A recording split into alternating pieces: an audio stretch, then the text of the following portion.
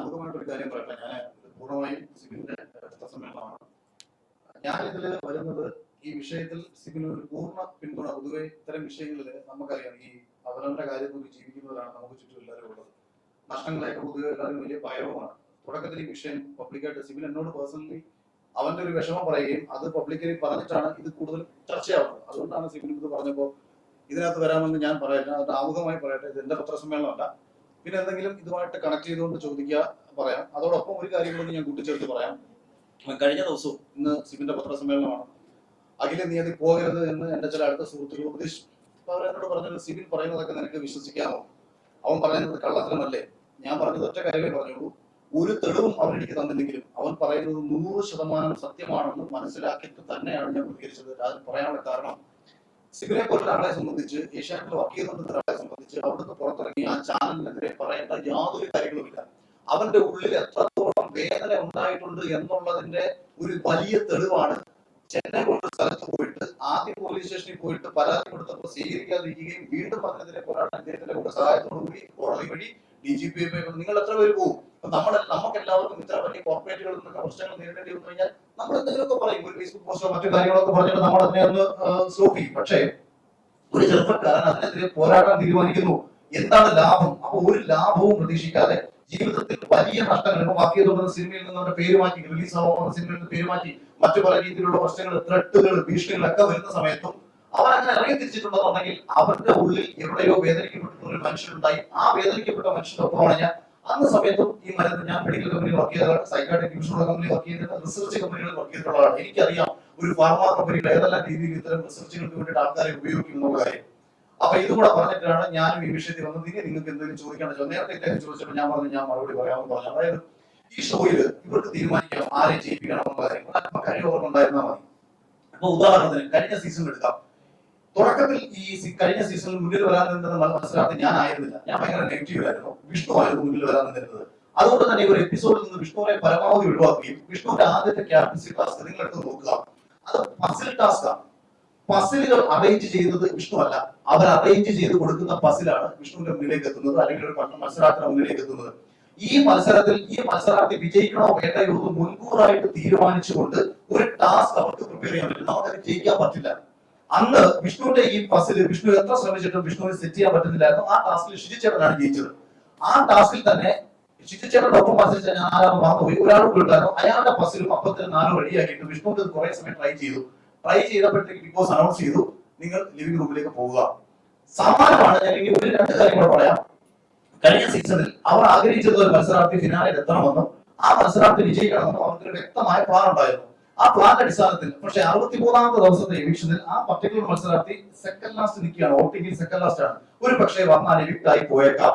അപ്പൊ ആ മത്സരാർത്ഥി ഇവർക്ക് സർവൈവ് ചെയ്യണമെങ്കിൽ ആ മത്സരാർത്ഥിക്ക് ജയിക്കാൻ കഴിയുന്ന ടാസ്കുകൾ കൊടുക്കുകയും മുന്നിൽ നിൽക്കുന്ന ആൾക്കാരെ പിന്നിലേക്ക് കൊണ്ടുവരികയും വേണം. അവിടെയാണ് ടിക്കറ്റ് ഫിനാലെ ടാസ്കിലേക്ക് എത്തുമ്പോൾ അതിന് തൊട്ട് മുമ്പ് ലൈഫ് ഗ്രാഫ് എന്നൊരു ടാസ്ക് വന്നു. നമ്മുടെ ജീവിതത്തിലെ ഉയർച്ച താഴ്ചകളെ കുറിച്ച് പറയുക എന്ന് പറഞ്ഞുള്ള ടാസ്ക്. ഇതേ മത്സരാർത്ഥിയാണ് ഹൗസിൽ പല പ്രാവശ്യം പറഞ്ഞുകൊണ്ട് നടന്നത്. എനിക്ക് ജീവിതകഥ പറഞ്ഞ സമയത്ത് പൂർണ്ണമായും പറയാൻ പറ്റില്ല, എനിക്ക് പറയാൻ പറ്റില്ല എന്ന് പറഞ്ഞ് നിരന്തരം പരാതി പറഞ്ഞുകൊണ്ട് നടത്തി. ലൈഫ് ഗ്രാഫ് ടാസ്ക് കഴിഞ്ഞ സീസണിലെ ഏറ്റവും ബോറിംഗ് ടാസ്ക്, എന്നാൽ പാനിക്കൽ ഹിറ്റായ ടാസ്കുമാണ്. നമ്മൾ ഇതിന്റെ സനാ കഥയോടുകൂടി ഹിറ്റായ ടാസ്കുമാണ്. ഈ ടാസ്ക് ഒരിക്കലും ആലോചിച്ചു നോർമലി പോയിരുന്നെങ്കിൽ ഇത് ഭയങ്കര ടാസ്കാ. ഒരാഴ്ച മൊത്തം വന്നിട്ട് മത്സരാർത്ഥിയുടെ കഥ പറയുക. ഇപ്പൊ ഞാനൊക്കെ വന്ന് പറഞ്ഞ കഥ ഈ പ്രോപ്പർ എപ്പിസോഡിലല്ല ടെലികാസ്റ്റ് ചെയ്തത്, പ്ലസിലാണ് ടെലികാസ്റ്റ് ചെയ്തത്. പക്ഷെ ഒരു മത്സരാർത്ഥിക്ക് പുറത്ത് സപ്പോർട്ട് കിട്ടാൻ അവർ ആ ഹൗസിനുള്ളിൽ ഉന്നയിച്ചുകൊണ്ടിരുന്ന ആക്ഷേപം, അതായത് അവരുടെ പരാതികൾക്ക് വേണ്ടിയിട്ട് ഒരു ടാസ്ക് പ്ലാൻ ചെയ്യുന്നു. അത് കഴിഞ്ഞ് ടിക്കറ്റ് ഫിനാലെ വരുന്നു. ഇപ്പൊ എനിക്കെന്ന് പറയുന്നത് ഭയങ്കര ശാരീരികമായിട്ട് ബുദ്ധിമുട്ടുള്ള സമയമായിരുന്നു. ഒരിക്കലും എനിക്ക് ടിക്കറ്റ് ഫിനാലെ ഇവർ തന്ന ടാസ്ക് ജയിക്കാൻ പറ്റില്ല. ഷിജിച്ചേട്ടൻ നടുവേദന പിടിച്ചെടുക്കുന്ന ജയിക്കാൻ പറ്റില്ല. വിഷ്ണുവും മിഥുനും ഞങ്ങളുടെ സ്വഭാവം അനുസരിച്ച് ഈ രാവിലെ തൊട്ട് വൈകുന്നേരം വരെ 15-16 മണിക്കൂർ കുത്തിയിരുന്ന ടാസ്ക് ജയിക്കില്ല. പക്ഷെ 15-16 മണിക്കൂർ കുത്തിയിരുന്നാൽ ആര് വിജയിക്കുന്നത് നമുക്കൊരു പ്ലാൻ ഉണ്ടായിരുന്നു. ആ പ്ലാനിനെ അപ്രതീക്ഷിതമായിട്ട് മറികടന്ന ഒരാളായിരുന്നു നാദ്ര. 2 ടാസ്കിൽ നാദ്ര വിജയിച്ചു. 3ാമത്തെ ടാസ്ക്, അതാണ് ഞാൻ പറയുന്നത്, സ്വിമ്മിംഗ് പൂളിൽ ഒരു കോയിൻ ഇടുന്ന ടാസ്ക് ആണ്. ഞങ്ങളുടെ ഹൗസിൽ വെള്ളത്തെ ഏറ്റവും കൂടുതൽ ഭയപ്പെട്ടിരുന്ന നാദ്രയാണ്. ഞാൻ പറഞ്ഞ നിങ്ങൾക്ക് കൃത്യമായിട്ട് ആലോചിച്ച് മനസ്സിലാക്കാൻ പറ്റും. അപ്പോൾ രാജ്യത്തെ അപ്രതീക്ഷിതമായിട്ട് നാദ്ര ഫസ്റ്റ് ടാസ്കിൽ സെറീന ജയിക്കുന്നു, സെക്കൻഡ് ടാസ്കിൽ നാദ്ര ജയിക്കുന്നു. ആദ്യത്തെ ടാസ്കിൽ 10 പോയിന്റ്, 2ാമത്തെ ടാസ്കിൽ രണ്ടാമത്തെ നാദ്രയ്ക്ക് 19 പോയിന്റ്, 16 പോയിന്റ് ശോഭയ്ക്ക്, 19 പോയിന്റ് നമ്മുടെ നാദ്രയ്ക്ക്. അടുത്ത മൂന്നാമത്തെ ടാസ്ക് എന്ന് പറയുന്നത് നാദ്ര ഏറ്റവും പിന്നിലേക്ക് പോകണമെങ്കിൽ നാദ്രയ്ക്ക് ഒരിക്കലും വിജയിക്കാൻ പറ്റാത്ത ഒരു ടാസ്ക് കൊടുക്കണം. കൊടുത്തത് സ്വിമ്മിംഗ് പൂളിൽ മുങ്ങി തപ്പി കോയിൻ എടുക്കുന്ന ടാസ്കാണ്. വെള്ളത്തിൽ ഇറങ്ങിയാൽ ഭയന്ന് വിറച്ച് നിലവിളിക്കുന്ന ഒരാളാണ് നാദ്ര. അപ്രതീക്ഷിതമായിട്ട് നാദ്ര സ്വിമ്മിംഗ് പൂളിൽ ഇറങ്ങിയ സമയത്ത് നാദ്രയുടെ ഒരു ഭയങ്കര നാദ്ര കണ്ട് മുങ്ങിച്ചാവാൻ പോയിട്ട് നാദ്രയ്ക്ക് ഭയങ്കര ഭയം ഉണ്ടാക്കി. വെള്ളം കണ്ട പേടിയോട് രോഗമുള്ള ആൾ കൂടിയാണെന്ന് പറഞ്ഞിട്ടുണ്ട്. അങ്ങനെ നാദ്രയെ ഏറ്റവും പിന്നിലേക്ക് കൊണ്ടുപോവുകയും ഇവർ ആഗ്രഹിക്കുന്ന ഒരു മത്സരാർത്ഥിയെ അതുവഴി മുന്നിലേക്ക് കൊണ്ടുവരികയും ചെയ്യണം. അതുപോലെ തൊട്ടടുത്ത് വന്ന പസിൽ ടാസ്കുകൾ. പിന്നെ ഫാമിലി വീക്ക് ഞാൻ ഈ പറഞ്ഞ മത്സരാർത്ഥിയുടെ വീട്ടിൽ നിന്ന് ആരും വരില്ല എന്ന് പറയുമ്പോൾ അത് മാറ്റിവെക്കാൻ തീരുമാനിച്ചതാണ്. അതുപോലെ ഇവർക്ക് പ്ലാൻ ചെയ്യും. ഇപ്പൊ ഫാമിലി വീക്കിൽ ഒരാളേക്ക് അകത്തേക്ക് കടത്തി വിടുമ്പോൾ ഡ്രാമ ക്രിയേറ്റ് ചെയ്യാം. അതായത് ഒരു ക്രിയേറ്റീവ് കോൺട്രിബ്യൂഷൻ കൊടുക്കാം. ഉദാഹരണം ഷിജിച്ചേട്ടന്റെ കണ്ണ് കെട്ടിവെക്കുന്നു, മകൾ അടുത്ത് വന്ന് നിൽക്കുമ്പോൾ അവിടെ ഒരു വൈകാരികമായിട്ടുള്ള അന്തരീക്ഷം ഉണ്ടാവും. ഇപ്പൊ അച്ഛനായ ഞാൻ ഫ്രീസ് ആയിട്ട് നിൽക്കുകയും എന്റെ മക്കൾ എന്റെ അടുത്ത് വന്ന് നിൽക്കുകയും ഞാൻ ഫ്രീസ് ആണ്, മക്കളുടെ എല്ലാ റിയാക്ഷനും കണ്ടുകൊണ്ട് നിൽക്കുമ്പോൾ സ്വാഭാവികമായിട്ടും ഒരു വൈകാരിക തലത്തെ ഇവർക്ക് ക്രിയേറ്റ് ചെയ്യിച്ചെടുക്കാം. അതായത് മത്സരാർത്ഥികളിൽ നിന്ന് സ്വാഭാവികമായി ഉണ്ടായില്ലെങ്കിലും ക്രിയേറ്റ് ചെയ്യിച്ചെടുക്കാൻ പറ്റും. പക്ഷെ അതേസമയം അത് എനിക്ക് അങ്ങനെ തന്നില്ല. എന്റെ കാര്യത്തിൽ അപ്രതീക്ഷിതമായി സംഭവിച്ചത് എനിക്ക് പ്ലെയിൻ എൻട്രി ആണ്. അതായത് എന്റെ വൈഫും കുട്ടികളും സ്ട്രെയിറ്റ് ആയിട്ട് കയറി വരികയാണ്. അവിടെ ആ ഡ്രാമ അവിടെ സംഭവിച്ചത് നോർമൽ ആയിരുന്നു, നാച്ചുറൽ ആയിരുന്നു. മറ്റുള്ളവർക്ക് വേണ്ടിയിട്ട് ഇവരെന്ത് ചെയ്തു, ബാക്കപ്പ് സപ്പോർട്ട് കൊടുത്തിട്ടുണ്ട്. അപ്പൊ ഞാൻ ഈ പറഞ്ഞത് കൃത്രിമത്തെ കാണിക്കുകയല്ല, അവർക്ക് ഫേവർ ചെയ്ത് വിജയിക്കാൻ ശേഷിയുള്ള മത്സരാർത്ഥിക്ക് വേണ്ടിയിട്ട് പരമാവധി ചെയ്യാം. ഇപ്പൊ തുടക്കത്തിൽ നമ്മളെ തോൽപ്പിക്കാൻ വേണ്ടി ഒരു ടാസ്ക് പ്ലാൻ ചെയ്യാം. ഇപ്പൊ സിവിൻ ജിൻഡോ നന്നായി പെർഫോം ചെയ്യുന്ന ഒരാളാണെന്നും ജിൻഡോയ്ക്ക് പർട്ടിക്കുലർ ടാസ്കുകളിൽ കഴിവുണ്ടെന്നും അവരുടെ ഒരു മത്സരാർത്ഥിക്ക് ആ കഴിവല്ല വേറൊരു കഴിവാണെങ്കിൽ ഒരു ടാസ്ക് ദൂരെ ഡൗൺ ആക്കുക. ഇപ്പൊ ഹോട്ടൽ ടാസ്കിൽ എന്നെ സെക്യൂരിറ്റി ആയിട്ടാണ് നിർത്തുന്നത്. കഴിഞ്ഞ സീസണിൽ സെക്യൂരിറ്റിക്ക് എന്ത് ചെയ്യാൻ പറ്റും? അവിടെ യാതൊരു റോളും ഇല്ല ടാസ്കിൽ, പുറത്തുപോയി നിൽക്കണം. പക്ഷെ നമ്മൾ അതിനെ അതിജീവിച്ച്, അതായത് അവിടെ നിന്ന് എനിക്കെതിരെ പ്ലാൻ ചെയ്ത് തുടങ്ങിയ കാര്യങ്ങൾ നമ്മൾ മനസ്സിലാക്കി അതിജീവിച്ചത് കൊണ്ടാണ് സർവൈവ് ചെയ്ത് മുന്നിൽ വരാൻ പറ്റിയതും അത് പ്രേക്ഷകർ തിരിച്ചറിഞ്ഞത് കൊണ്ടാണ് വിജയിക്കാൻ പറ്റിയത്. എന്നിട്ട് ഞാൻ പറഞ്ഞല്ലോ, ഫിനാലിൽ റോബോട്ടിക് ആയിട്ട് വോട്ടുകൾ വന്ന് കയറി അത് പിടിച്ചതാണ്. അത് എന്തുകൊണ്ട് പിടിച്ചു എന്ന് ചോദിച്ചാൽ, കഴിഞ്ഞ സീസണിലെ ക്രിയേറ്റീവ് ഡയറക്ടർ വളരെ സാമാന്യ മര്യാദയുള്ള ഉത്തരവാദിത്വ ബോധമുള്ള അല്ലെങ്കിൽ ഒരു ഷോ നന്നായിട്ട് പോകണമെന്ന് ആഗ്രഹിക്കുന്ന ഒരു ലേഡി ആയിരുന്നു. അവരും ഇപ്പോ ഞങ്ങൾ ഈ ആരോപണം ഉന്നയിച്ച ആൾക്കാരും തമ്മിൽ വലിയ അടിയാണ് കഴിഞ്ഞ സീസണിൽ നടന്നത്.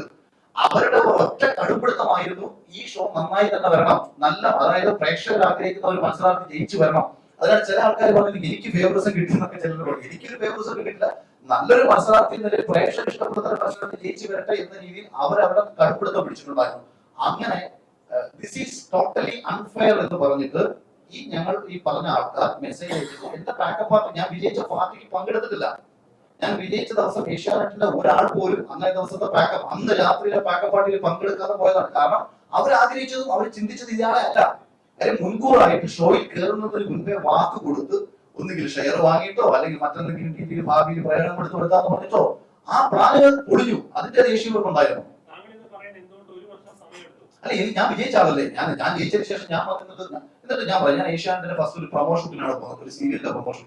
അപ്പോഴും എന്നെ വിളിച്ചിട്ട് പ്രവീൺ, നമ്മുടെ അയ്യനോട് സിബിനോട് പറഞ്ഞിട്ടേ പ്രവീൺ എന്ന് പറയുന്ന ഏഷ്യാനെറ്റ് PR ആയിട്ട് എന്നെ വിളിച്ചിട്ട് പറഞ്ഞു, അഖിലെ പൈസ ഒന്നും ചോദിക്കരുത്, അഖിലിന് നമ്മൾ ഉണ്ടാക്കി തന്നിട്ട് ഒരു വലിയൊരു മൈലേജ് ഉണ്ട്. ഞാൻ പറഞ്ഞു, ഞാൻ ചിരിച്ചു. അപ്പൊ ചിരിച്ചത് ഞാൻ പറഞ്ഞല്ല, തോൽപ്പിക്കാൻ പരമാവധി നോക്കിയിട്ട് പിന്നെ ജയിപ്പിച്ചെന്ന് പറയരുത് എന്ന് ഞാൻ പറഞ്ഞു.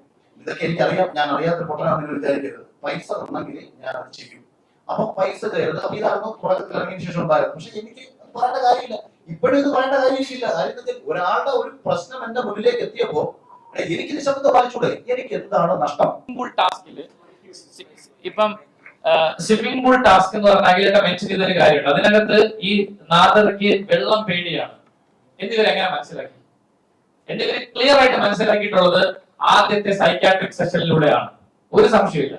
അപ്പൊ സൈക്കോളജിസ്റ്റുമായിട്ടുള്ള ആദ്യത്തെ 1 മണിക്കൂർ അല്ലെങ്കിൽ എനിക്ക് 1 മണിക്കൂറായിരുന്നു. എത്രത്തോളം സമയം നാദരമായി സംസാരിച്ചിട്ടുണ്ടോ അത്രയുമുള്ള കോൺഫിഡൻഷ്യൽ ആയിട്ടുള്ള മെഡിക്കൽ എത്തിക്സിന് നിരക്കാത്ത രീതിയിൽ ഇദ്ദേഹം ഈ പറഞ്ഞ കാര്യങ്ങളെല്ലാം ക്രിയേറ്റേഴ്സുമായി കമ്മ്യൂണിക്കേറ്റ് ചെയ്തിട്ടുണ്ട്, ഉറപ്പാണ്. അതിന്റെ ഭാഗമായിട്ടാണ് അവർ ടാസ്ക് ഡിസൈൻ ചെയ്യുന്നത്. ഇപ്പൊ ഒരാളെ മാനസികമായി എങ്ങനെ തകർക്കാൻ സാധിക്കുന്നു അവരെങ്ങനെ മനസ്സിലാക്കുന്നു? അവരുടെ ഹിസ്റ്ററി മുഴുവൻ ഈ സൈക്കോളജിസ്റ്റ് വഴി തന്നെ മനസ്സിലാക്കുക. അത് തന്നെ മെഡിക്കൽ എത്തിക്സിനെതിരാണ്.